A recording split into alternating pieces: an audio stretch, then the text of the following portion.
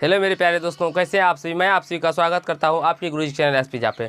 आज मैं आप लोगों को क्लास 9th के साइंस बताने वाला हूं, जिसमें कि आज हम लोग चैप्टर नंबर 3 करने वाले हैं। मैंने आप लोगों को चैप्टर 1 चैप्टर 2 बता दिया है और जिसमें कि उसके सारे नोट्स पॉइंट और सारे क्वेश्चन आंसर भी लिखा दिया हूँ और बता दिया हूँ।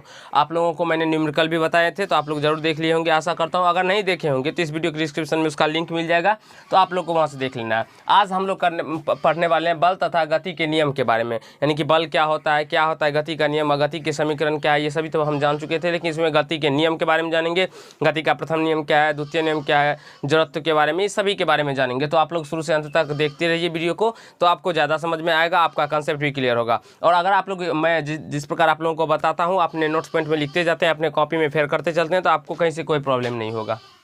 अब चलिए सबसे पहले हम बल की बात करने वाले हैं। तो बल को हम लोग फोर्स भी कहते हैं। तो आप सब यहाँ पे देख सकते हैं कि किसी वस्तु पर लगने वाले धक्के या खिंचाव को हम क्या कहते हैं, तो बल कहते हैं। किसी वस्तु पर लगने वाले धक्के या खिंचाव को बल कहते हैं।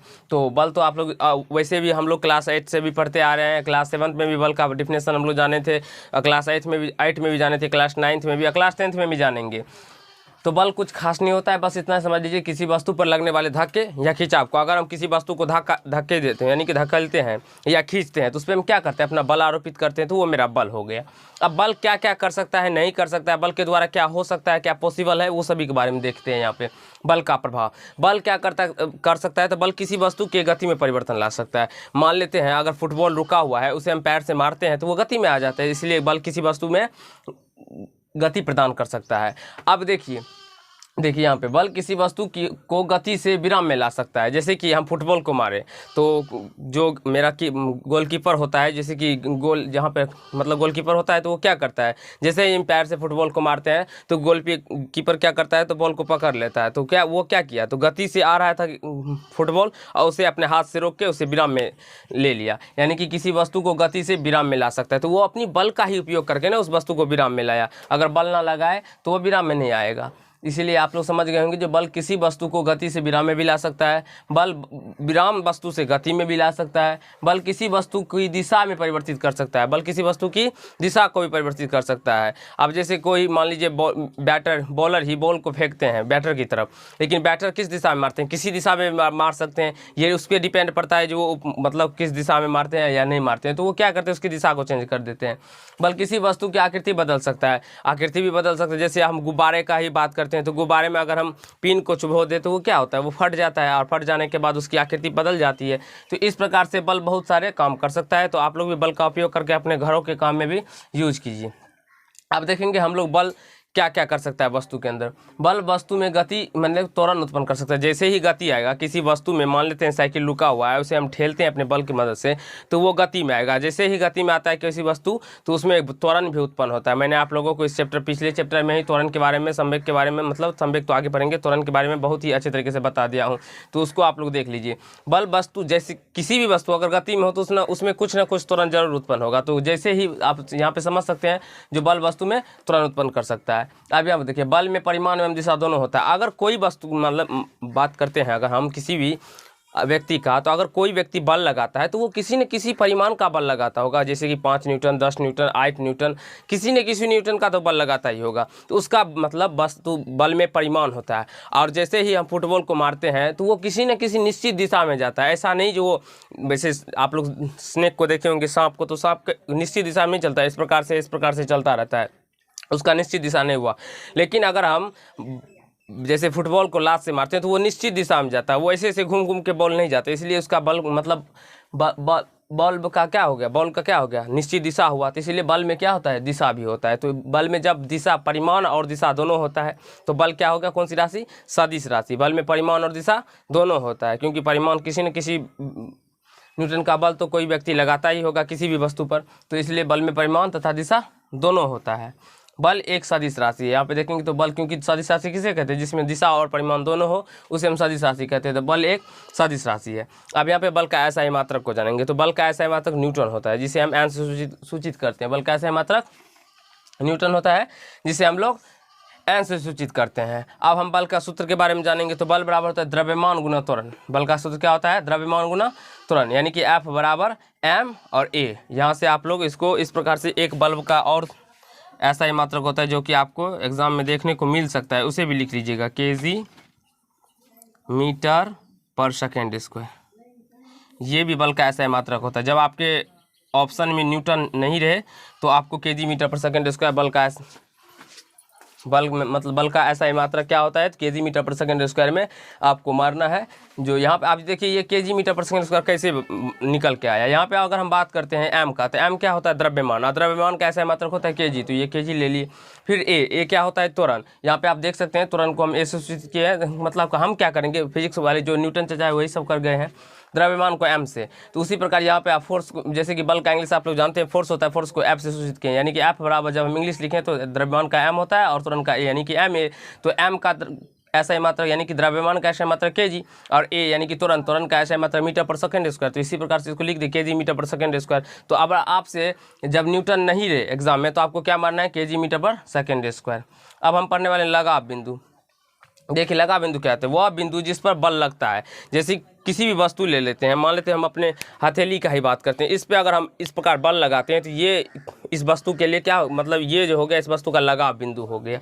तो आप समझ गए होंगे जो लगाव बिंदु वह बिंदु जिस पर बल लगता है उस बल का लगाव बिंदु कहलाता है। जिस पर भी बल लगेगा उस वस्तु का वो क्या हो जाएगा, लगाव बिंदु हो जाएगा। अब यहाँ पे देखिए लगाव बिंदु में अब हम लोग बल के प्रकार पढ़ने वाले हैं। बल के प्रकार में जैसे कि संतुलित बल, बैलेंस्ड फोर्स, और असंतुलित बल, अनबैलेंस्ड फोर्स। तो संतुलित बल क्या होता है, संतुलित बल ये हुआ जिसमें कि कोई गति ना हो, त्वरण शून्य रहता है।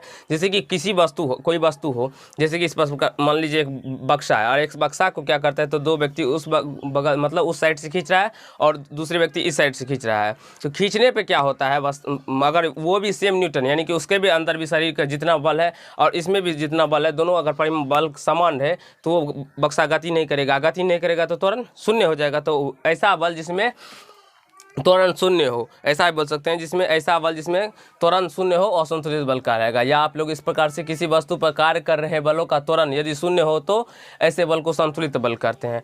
देखिए यहाँ पे हम आप लोग को डायग्राम दिखाते हैं। यहाँ पे देखिए ये वस्तु है मेरा, इधर से कोई व्यक्ति खींच रहा है 5 न्यूटन का बल लगाकर, इधर से भी कोई व्यक्ति खींच रहा है 5 न्यूटन का बल लगाकर, तो ये वस्तु मेरा गति नहीं करेगा, इसमें त्वरण क्या आएगा, शून्य आएगा। जैसे गति करेगा तो त्वरण भी कुछ ना कुछ आएगा, लेकिन जब गति मेरा नहीं कर रहा है तो त्वरण भी शून्य आएगा, और इसके बल का परिमाण भी क्या होगा, बराबर होगा। और बल जो लगेगा वो एक दूसरे के विपरीत दिशा में लगेगा। जैसे ही ये वस्तु है तो हम जो इसको खींचेंगे इस साइड खींचेंगे, तो यानी कि मान लेते हैं इस साइड पूरब है, लेकिन ये व्यक्ति मान लेते हैं ये एक दूसरा व्यक्ति, इसे खींचेंगे तो ये क्या हो गया, ये पूरब है तो ये पश्चिम होगा। तो यानी कि बल एक दूसरे के डायरेक्शन यानी कि अपोजिट लगते हैं, विपरीत लगते हैं।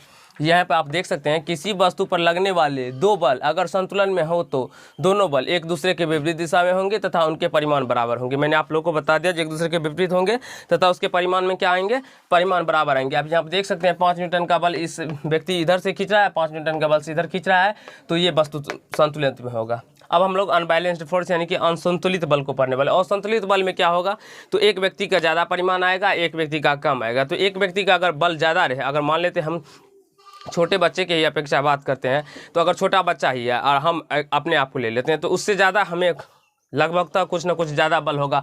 तो अगर किसी वस्तु को वो खींचे और हम खींचे तो हम खींच पाएंगे। क्यों खींच पाएंगे, क्योंकि हमें ज़्यादा न्यूटन का बल, हम ज़्यादा न्यूटन का बल उस वस्तु पे लगाएंगे, इसलिए वो वस्तु हमारी तरफ आ जाएगा। तो यहाँ पे देखते जैसे ही हम खींच लेंगे इसका मतलब क्या हुआ, वस्तु में गति आया, गति आया तो उसमें त्वरण होगा।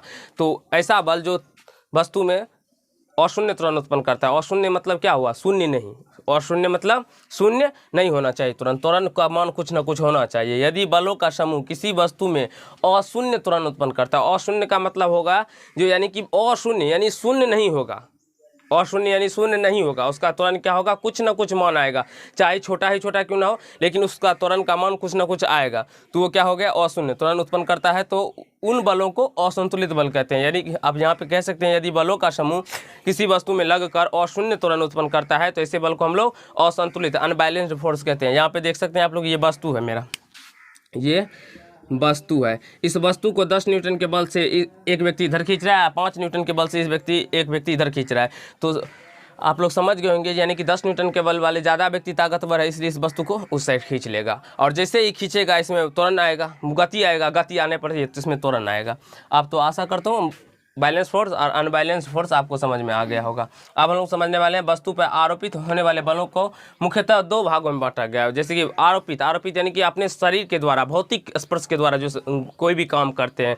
जैसे अभी हम पेन पकड़े हुए हैं तो इस पेन को पकड़ने में हमें बल लगाना पड़ रहा है, तभी ना, अगर हम बल ना लगाए तो ये गिर जाएगा। जैसे हम उंगली खटाएंगे तो गिर जाएगा, तो इसलिए ये भौतिक स्पर्श के द्वारा कार्य किया जा रहा है। तो अब बलों को हम लोग भौतिक स्पर्श के द्वारा एक स्पर्श बल के रूप में बांटते हैं, तो कॉन्टैक्ट फोर्स के रूप में, एक दूरी पर क्रिया बल के रूप में, बांटते हैं। दूरी पर क्रिया बल यानी कि बिना टच किए हुए हम किसी वस्तु को खींच सकते हैं। जैसे कि चुंबक क्या करते हैं, तो लोहे को, कील को बिना टच किए हुए खींच सकते हैं। अब हम लोग अपने मांसपेशियों के द्वारा किसी वस्तु पे बल लगाते हैं। लेकिन चुंबक का बात करें, गुरुत्वाकर्षण बल, गुरुत्व बल, पृथ्वी क्या करता है, तो गुरुत्व बल के ही कारण से वो आम का पेड़ समझिए या कोई फल का पेड़ ले लीजिए, वो नीचे ही गिरता है। क्यों गिरता है? क्योंकि गुरुत्व बल के अधीन वो नीचे गिरता है।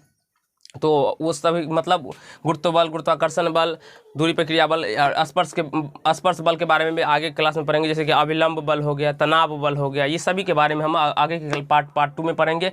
तो अगर आप लोग को ये अच्छा लगा हो तो वीडियो को लाइक कीजिएगा, कमेंट कीजिएगा, शेयर कीजिएगा। चैनल पर लेंगे तो चैनल को सब्सक्राइब करके बेल आइकन को प्रेस कर लीजिएगा, जिससे मेरे हर एक वीडियो का नोटिफिकेशन आप तक पहुँचता रहे। और हम लोग छोटा ही वीडियो बनाएंगे और आप लोगों को ज़्यादा से ज़्यादा चीज़ समझाने का प्रयास करेंगे। अगर अच्छा लगा तो एक गुरु के लिए ज़रूर ही लाइक कीजिएगा। धन्यवाद।